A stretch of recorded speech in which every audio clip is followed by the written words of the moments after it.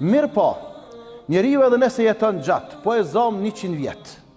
Edhe pse të pak janë ata në mesin tonë që arrin 100-shin, apo edhe ata që kanë kalu para nesh, prindrit tonë apo gjyshit tonë, pak janë që kanë arrit 100-shin, po e zom që 100 vjetë i arrin njeriu në jetën e kësaj bote. Edhe 100 vjetë ka pas kriza, ka pas prova, ka pas bela, ka pas fatkeqësi, ka qeni mërzitun, ka qeni maltretuam, këta që kanë jetu për para 99-ës, po valla edhe të persekutuam, edhe të dëbuam, edhe të rahun, edhe të kesh trajtuam psikikisht e fizikisht e gjitha këtu. Sa që, kur i bën njeriu 100 vjetë, me ndonë thët, ndoshta unë jem njeriu ma i sprovum. Njeriu që këm pas mas shumë të fatkeqësi, apo mas shumë të që këm pas mërzi.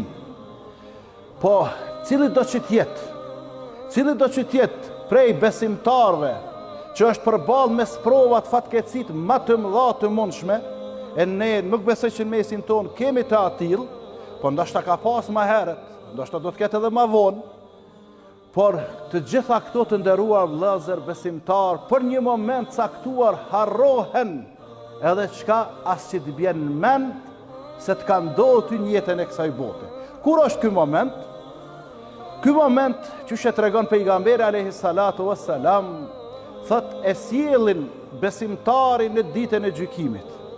E sjellin me laçet besimtarin në ditën e gjykimit, edhe Allahu ju thot, futeni, vetëm një futje të shkurtër në xhenet, vetëm pak, vetëm e fusin edhe e nxjerrin prej xhenetit. Edhe pastaj Allahu e pyet se a ke pas ndonjëherë ndonjë sprovë, a ke pas ndonjëherë ndonjë vështirësi, a ke pas ndonjëherë ndonjë mundim në jetën e dunjas. Kanë e pyet njeriu që ka pas mas shumë të sprova dhe fatkeqësi në jetën e dunjas. Ai çka thot? La wallahi, jo pasha Allahin, thot, kur thot nuk kom pas sprova, fatkeqësi, mundime apo vështirësi. Krejti ka harrue me një të fut në xhenet edhe të nxirrën me një herë. Për një moment të shkurtër, pse e kanë fut me laçën në xhenet, edhe kanë nxirrë me një herë.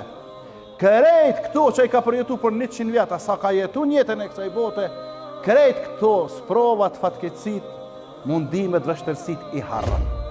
Inshallah, Allahu na bën neve prej besimtarve që bojmë sabër, që kem durim në raport me sprovat, fatkeqësit, vështirësit, mërzit tonë.